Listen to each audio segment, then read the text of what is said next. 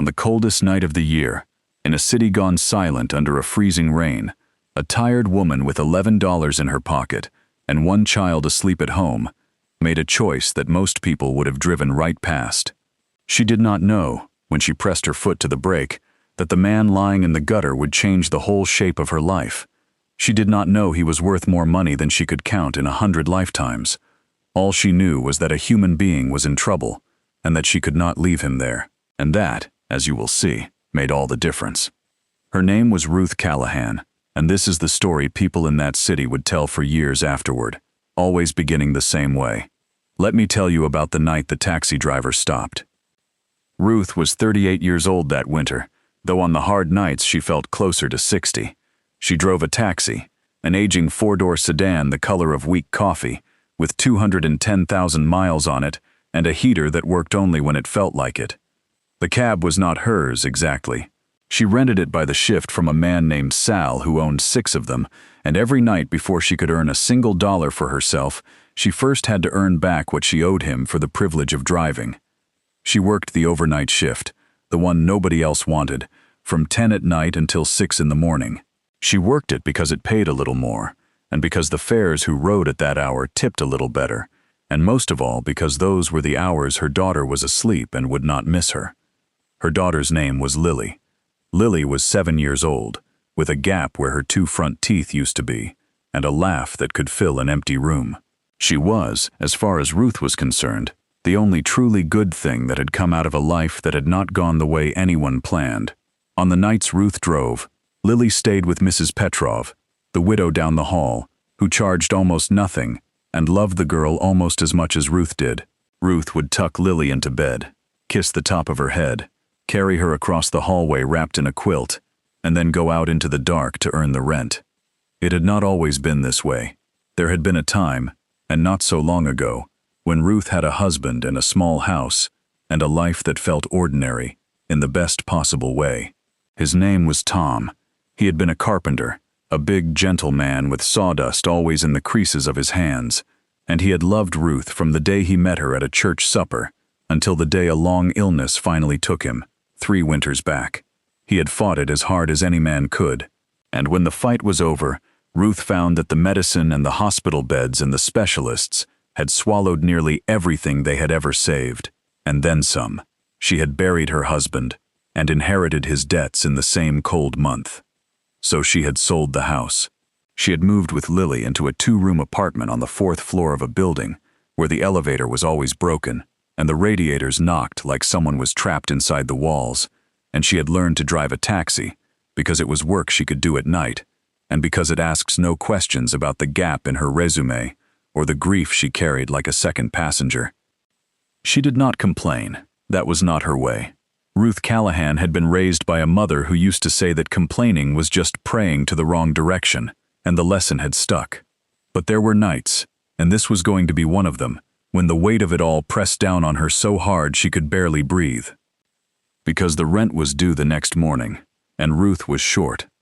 She had a coffee can on the top shelf of the kitchen cabinet, an old blue tin with the label worn off, and into that can went every spare dollar she could manage. It was not much, $1 here, a 5 there, but over the past 6 weeks she had scraped together a small stack of bills, and that morning she had counted it out on the kitchen table, while Lily ate her cereal, and she had come to a number that made her stomach drop. She was $180 short. The rent was $600, and it was due on the 1st, and the landlord, a thin, impatient man named Mr. Doyle, had already made it clear that he would not be waiting this time. The month before, she had been 3 days late, and he had stood in her doorway with his arms crossed and told her, in a flat voice with no cruelty in it, and no mercy either, that a late payment was a broken promise, and that a man in his position could not run a building on broken promises. She had promised him it would not happen again. So tonight she had to earn it, $180, on top of what she owed Sal for the cab, on top of gas. That meant a very good night, one of the best she'd had in months, and it was the worst possible night for it, because the rain had started around 9 o'clock, a hard freezing rain that turned to slush on the streets and sent most sensible people home to their warm beds. Empty streets meant empty cabs. Empty cabs meant no fares. Ruth pulled out of the garage at 10 o'clock and looked at the streaked, glistening city through her windshield and said a small, quiet prayer, the kind she'd learned from her mother, aimed carefully in the right direction. Just enough, she prayed. I don't need extra. I just need enough. Then she turned on her light and went looking for passengers. The first 2 hours were as bad as she'd feared. She drove for 40 minutes before she picked up her first fare, a young couple leaving a restaurant, going only a few blocks, who tipped her $1 in change. Then a long, empty stretch. Then a man in a suit who'd worked too late and lived too far, which was better, but he fell asleep in the back seat and she had to wake him gently at his door, and he stumbled out having forgotten to tip at all. By midnight she had made $31, and after she set aside what she owed Sal, that left her almost nothing. She pulled the cab into the empty lot of a closed gas station and turned off the meter and pressed her forehead against the cold rim of the steering wheel, and she let herself feel it, just for a minute, the great crushing fear that she was going to fail, that she was going to come home in the morning short and stand in her doorway while Mr. Doyle told her a broken promise was a broken promise and lose the only home her daughter had left. She did not cry. She was too tired to cry. She just breathed for a minute, in and out, and then she lifted her head and she wiped the fog off the inside of the windshield with the sleeve of her coat, and she said out loud to the empty car, in her mother's voice, "Enough of that." And she turned the meter back on, and she pulled out into the rain again.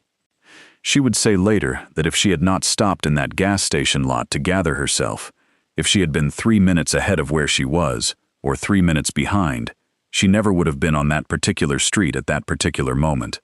She never would have seen him. Everything that came after hung on those 3 lost minutes. Ruth was not a superstitious woman, but for the rest of her life she believed that some hand she could not see had reached down that night and slowed her steps on purpose. The street was called Warren Avenue, and it ran along the edge of the old warehouse district, a stretch of dark brick buildings that had been factories once and now stood mostly empty. There were no other cars.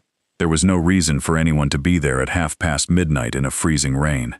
Ruth was only cutting through, taking a shortcut back toward the part of town where the late-night fares could still be found.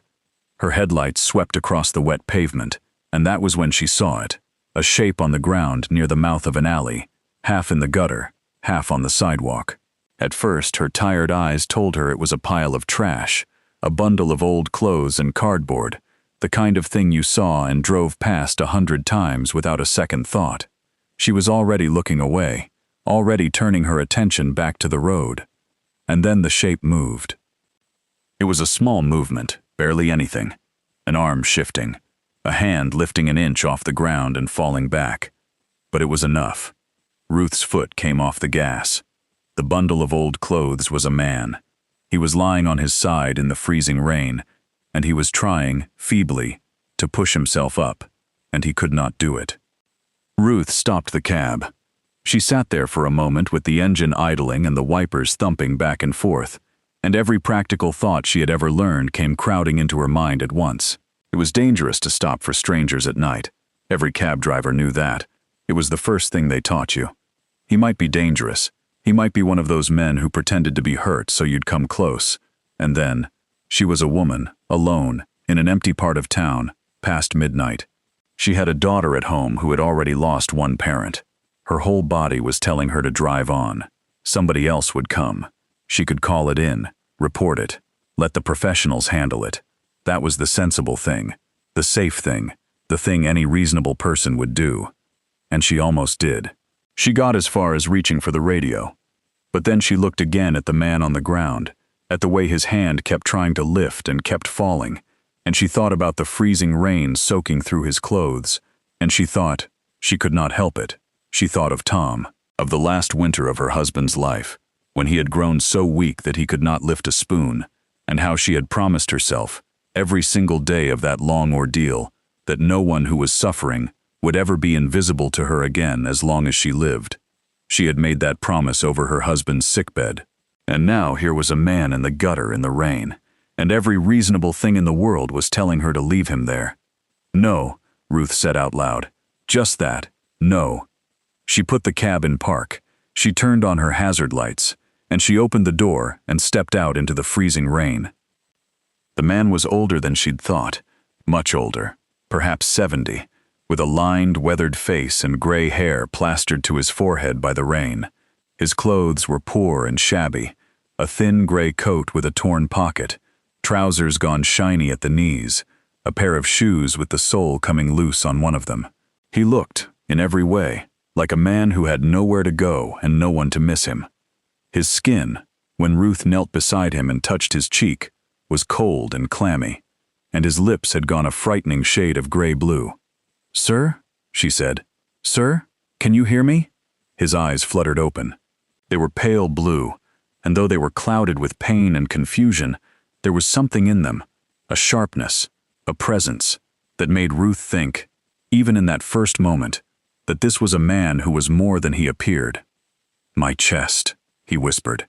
Every word cost him. "There's a weight on my chest. Can't seem to get up."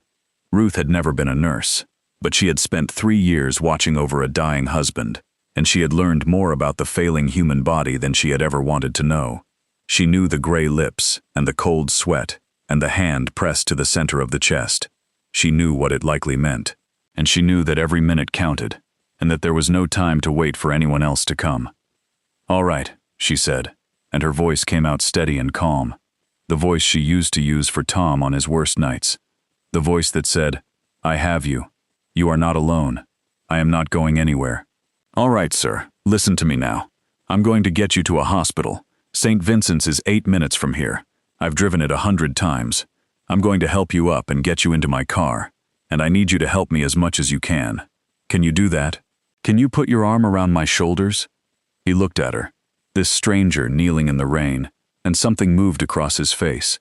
Surprise, maybe, or a question. "You don't have to," he whispered. "You could just call someone." "I could," Ruth agreed. "But you'd be waiting in the rain, and I'm right here. Now put your arm around me, on 3. It was not easy. He was a big man and he could not do much to help, and Ruth was strong from years of hard work, but she was not a large woman. She got her arm under his and lifted, and her knees screamed and her back screamed, and the rain ran down inside her collar, and somehow, she never quite knew how, she got him up off the pavement and staggered the few feet to the cab and eased him down into the back seat. By the time she had him inside, she was soaked to the skin and shaking, and her hands were so cold she could barely grip the door handle. She got behind the wheel.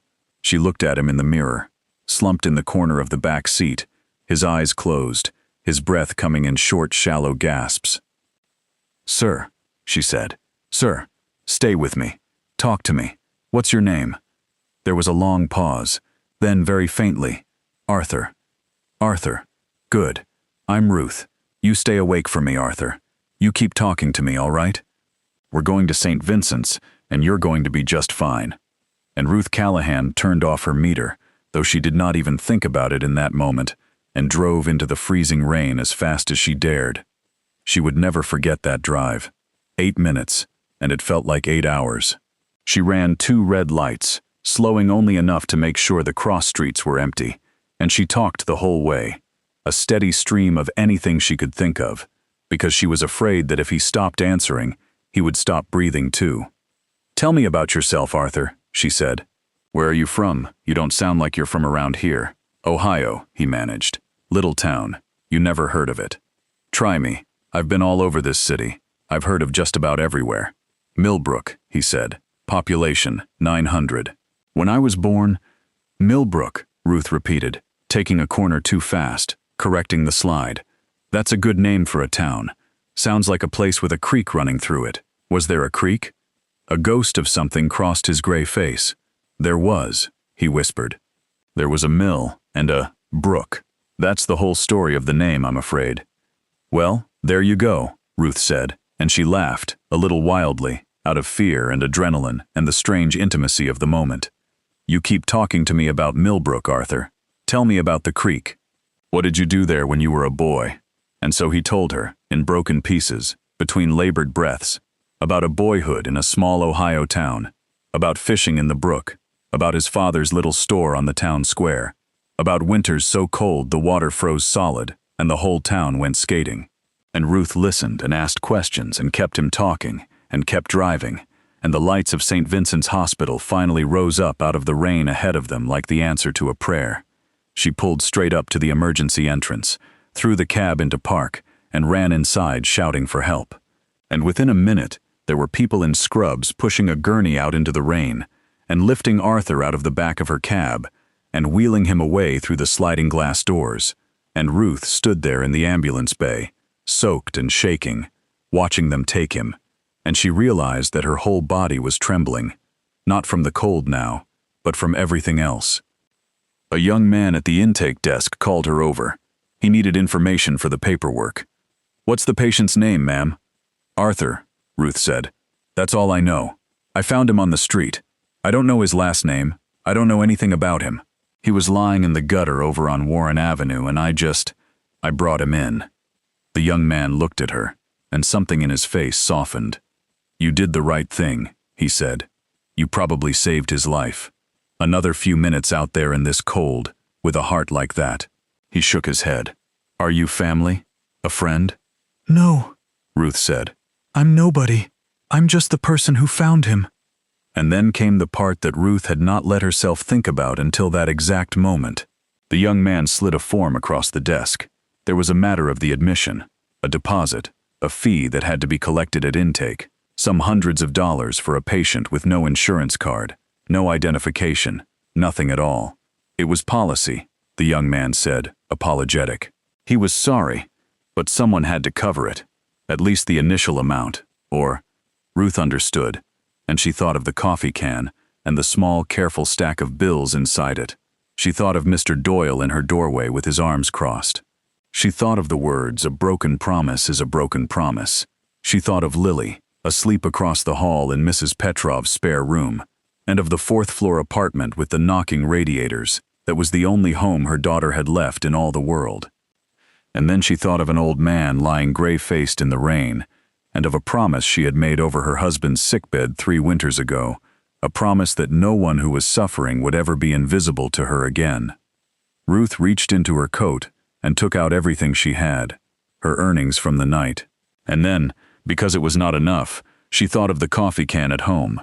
But there was no time to go home, and no way to bring it, and the young man was looking at her, and the old man was somewhere back there behind those doors, fighting for his life. "How much do you need to admit him?" she asked.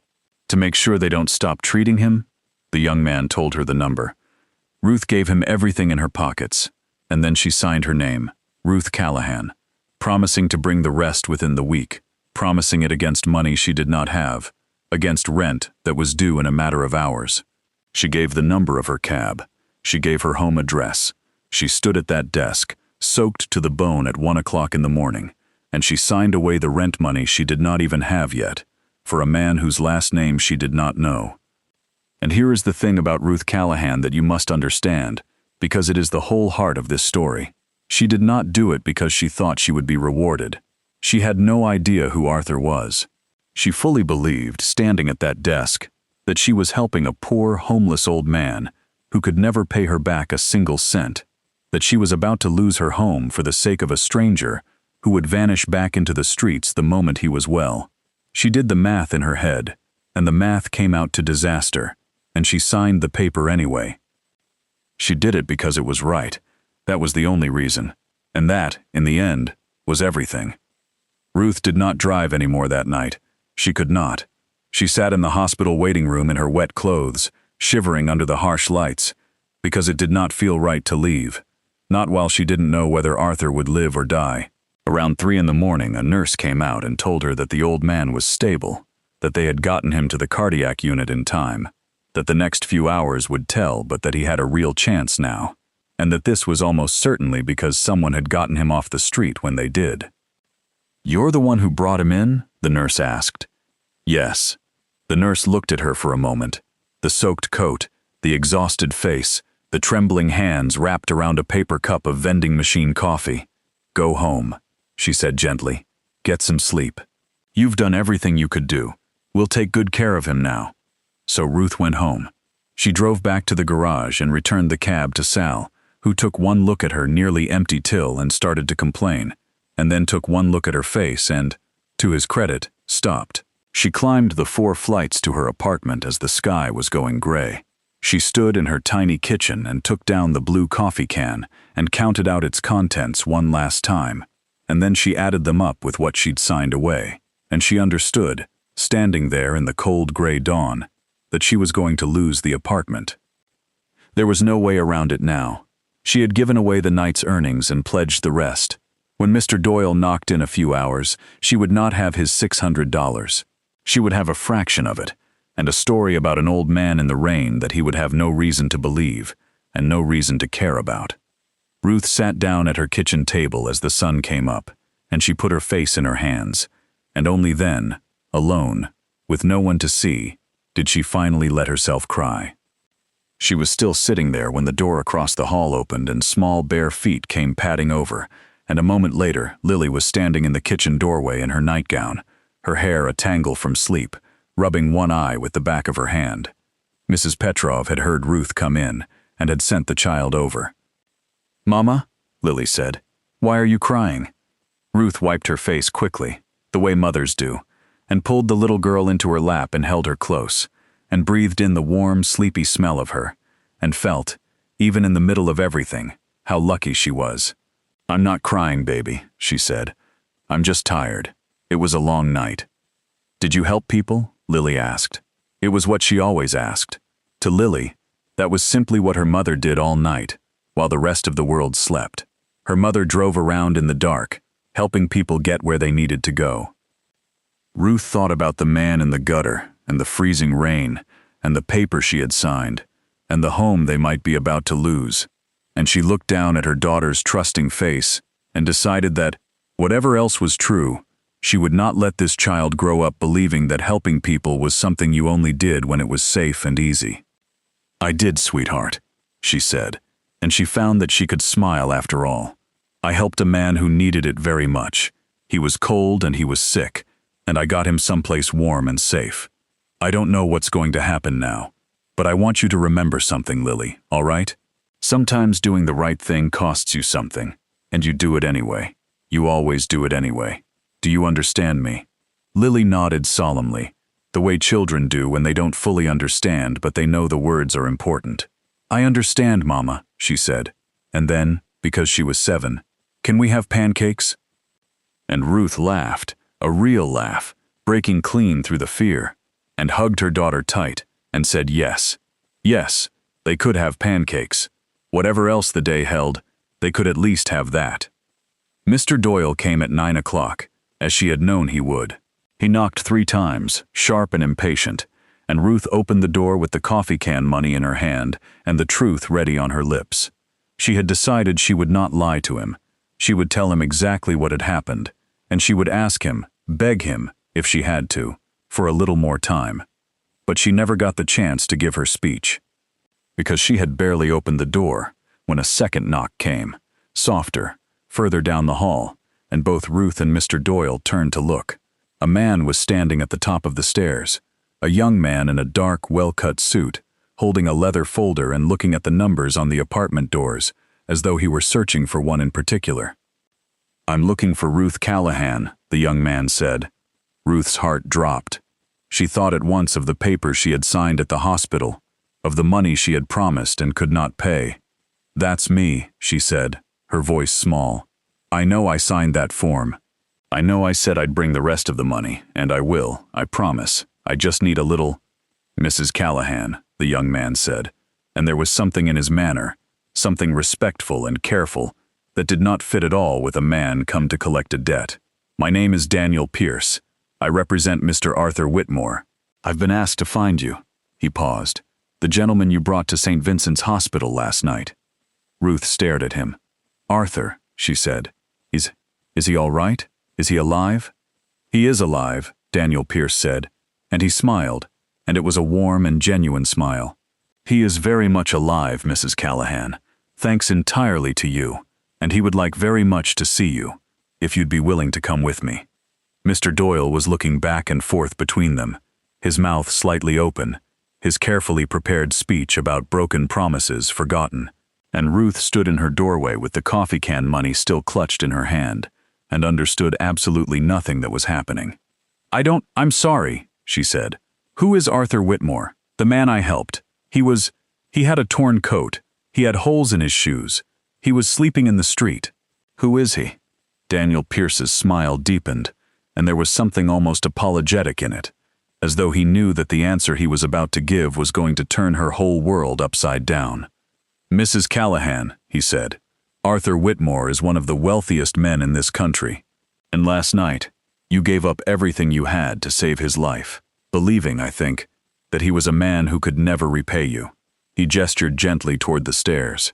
He would very much like to speak with you about that. Will you come? Now, to understand what happened next, you must understand who Arthur Whitmore really was, and why a billionaire was lying in a torn coat in a freezing gutter at midnight. Because it was no accident, and it was no misfortune, and the truth of it is the second heart of this story. Arthur Whitmore had been born, as he had told Ruth in the back of her cab, in a town of 900 people in Ohio, the son of a man who ran a small hardware store on the town square. He had grown up poor but not unhappy, poor in the way that whole towns used to be poor together, where nobody had much and everybody shared what they had. His father had taught him two things above all else: that you gave a man his money's worth and a little extra, and that you never, ever, looked down on anyone for what they didn't have.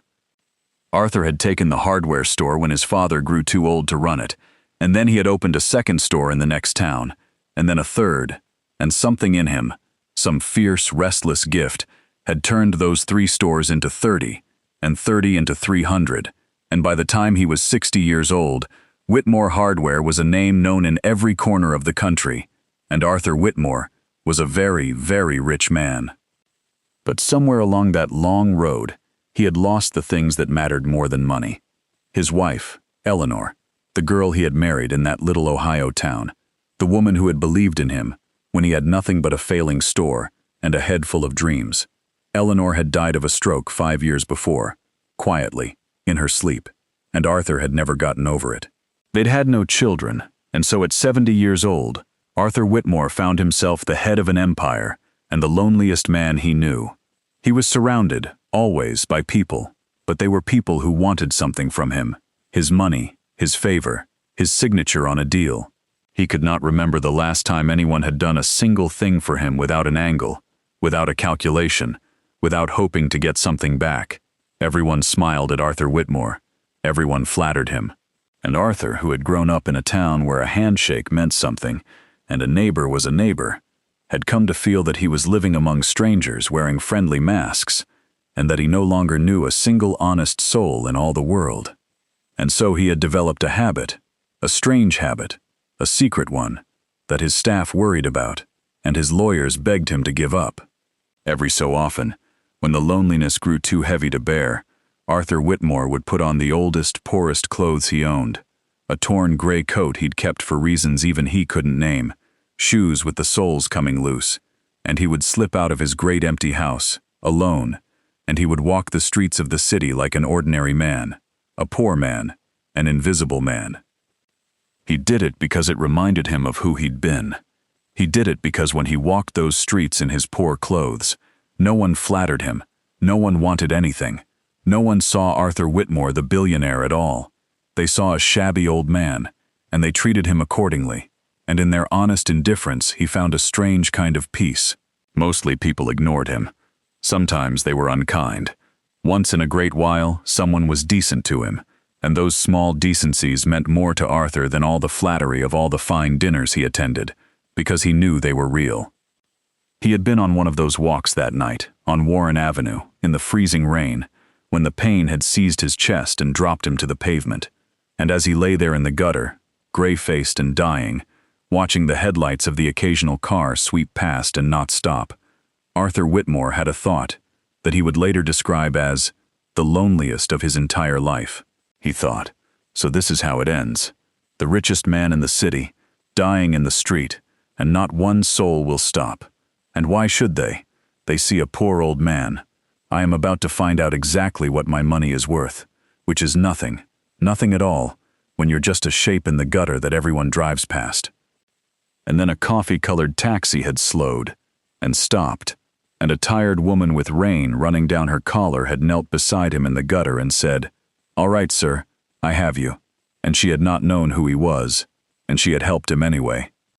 They brought Ruth to St. Vincent's in a black car that Daniel Pierce drove himself, and they took her up to a private room on the top floor, a room unlike any hospital room Ruth had ever seen, more like a fine hotel suite, with real furniture and windows looking out over the whole gray sweep of the city. And there, propped up in the bed, still pale, but with color coming back into his face, and those sharp, pale blue eyes very much alive, was the old man from the gutter. He looked different, and yet exactly the same. The torn gray coat was gone. He wore a fine robe now, and his gray hair was combed. But it was the same weathered, lined face, the same eyes that had looked up at her from the pavement. When he saw Ruth come into the room, those eyes filled with tears, and he lifted a hand toward her, and his voice, when he spoke, was thick with feeling. "There she is," Arthur Whitmore said, "the woman who stopped." Ruth did not know what to do or say. She was a taxi driver in a worn coat, standing in a room that probably cost more per night than she made in a month, being welcomed like an old friend by one of the richest men in the country. She stood just inside the door, twisting her hands together, and she said the only thing she could think of. "I'm glad you're alive," she said. "I was so afraid you wouldn't be." Arthur laughed, a weak laugh, but a real one, and gestured to the chair beside his bed. "Sit down, Ruth, please. Come and sit with me.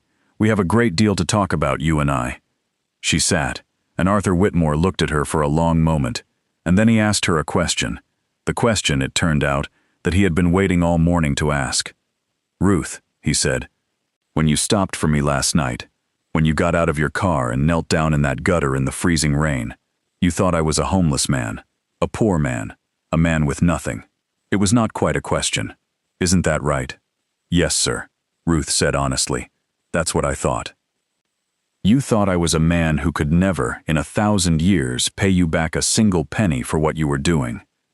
"Yes, sir.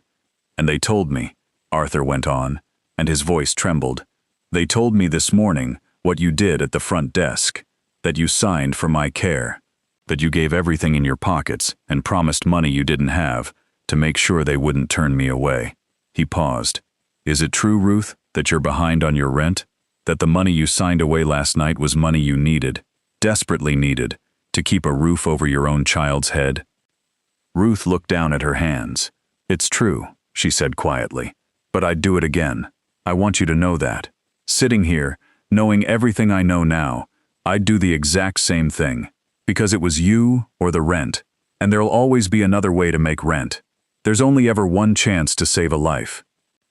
And at that, Arthur Whitmore, one of the wealthiest men in the country, a man who had negotiated across 1,000 boardroom tables and had never once let anyone see him weep, put his face in his hands and cried. He cried the way a man cries when something inside him that has been frozen for years finally breaks and thaws. Because for 5 long years, since Eleanor died, Arthur had believed that he had lost the ability to know a good soul when he saw one. He had come to believe that everyone in the world wanted something, that kindness was always a transaction, that his money had built a wall so high that no honest person could ever reach him over it again. He had lain in the gutter the night before, fully expecting to die alone, unhelped, having proven the very thing he most feared, that without his wealth, he was nothing to anyone. And Ruth Callahan had reached over that wall, not knowing it was there, not caring what was on the other side. She had knelt down in a freezing gutter for a poor old stranger, and given up her own home to save him, and she had asked for nothing, expected nothing, wanted nothing, and in doing so, without the slightest idea that she was doing it, she had given Arthur Whitmore back something he thought he had lost forever. She had given him back his faith in people. "You have no idea," Arthur said at last, wiping his eyes. "No idea at all, what you've given me. I've had 10,000 people be kind to me in the last 20 years, Ruth, and I couldn't trust a single one of them, because every one of them knew who I was and what I had. You're the first person in longer than I can remember who was kind to me for no reason at all, who was kind to me when I was nobody. Do you understand? You were kind to nobody, and that is the only kindness in this whole world that a man can truly believe in. What Arthur Whitmore did next, he did quietly and completely, in the way of a man who had spent his whole life getting things done. He paid Ruth's rent, not just the month she owed, but the whole year, in full, paid directly to a very confused Mr. Doyle, who never did quite understand what had happened. But that was only the beginning, and the smallest part.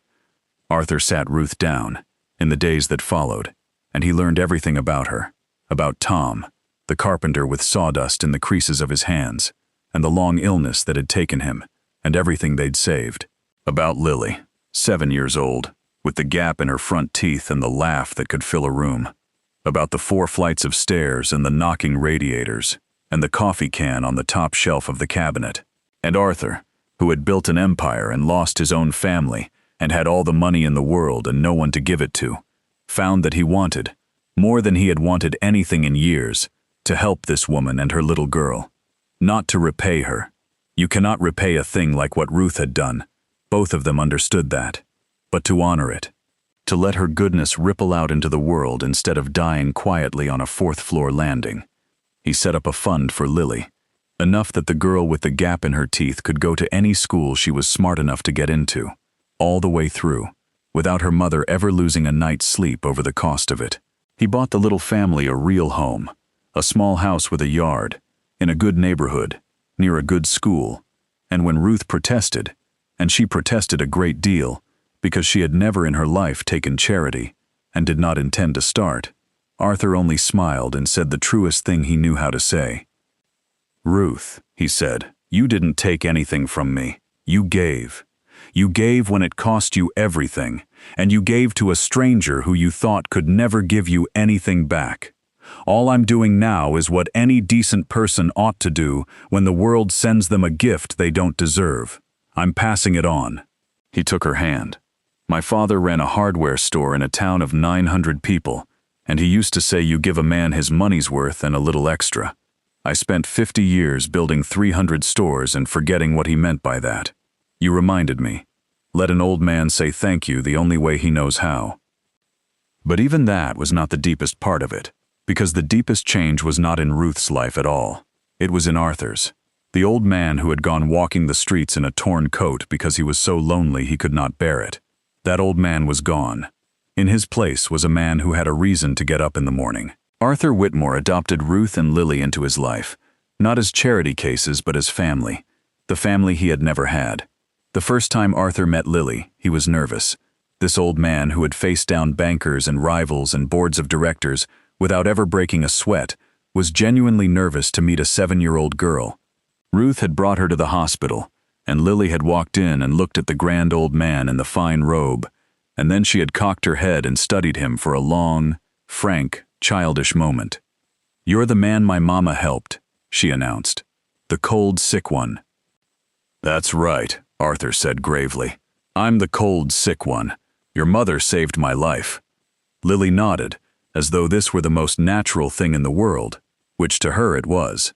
"She helps people all night," she explained to him. "That's her job. Are you feeling better now?" "I am feeling better now," Arthur said, and his voice caught. "Much better, thanks to your mama." And then Lily did the thing that Arthur Whitmore would remember for the rest of his days. She walked right up to the bedside of one of the wealthiest men in the country, this stranger she had known for all of 30 seconds, and she patted his weathered old hand with her small one, the way she'd seen her mother do 100 times, and she said, "It's okay. You're safe now." And in that moment the last frozen thing in Arthur's chest melted clean away, and he understood that goodness like Ruth's is not a lucky accident.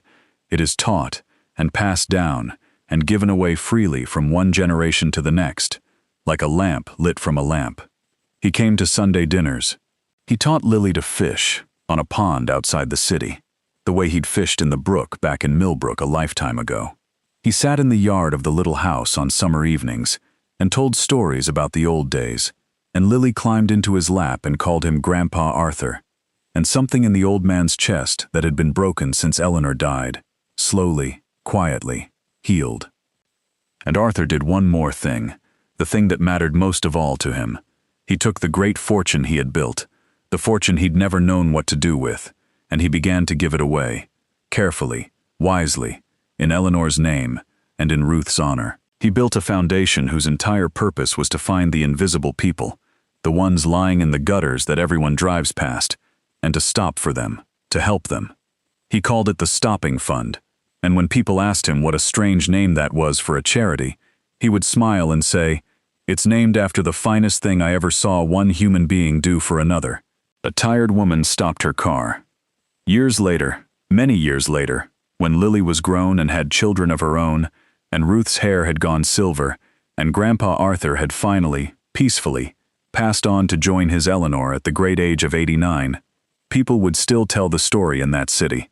They told it at kitchen tables and church suppers, and on long winter nights when the rain came down and it seemed like the whole world had gone cold.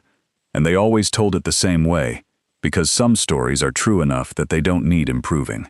Let me tell you about the night the taxi driver stopped. They would tell how a woman with $11 in her pocket and a rent she couldn't pay had knelt down in a freezing gutter for a stranger she thought was a beggar. How she'd given away the only money standing between her and losing her home, expecting nothing, wanting nothing, believing to her bones that the poor old man could never pay her back. And how that one act of goodness, offered freely, in the dark, when no one was watching and there was nothing at all to gain, had come back around in a way that no one could have predicted, and had blessed not only her life, but the lives of countless strangers she would never meet, through a fund named after the simplest thing in the world. Because here is what Ruth Callahan understood, and what she'd learned at her mother's knee and proven in a freezing gutter on the coldest night of the year, that we do not do the right thing because of what we'll get for it. We do the right thing because it is right.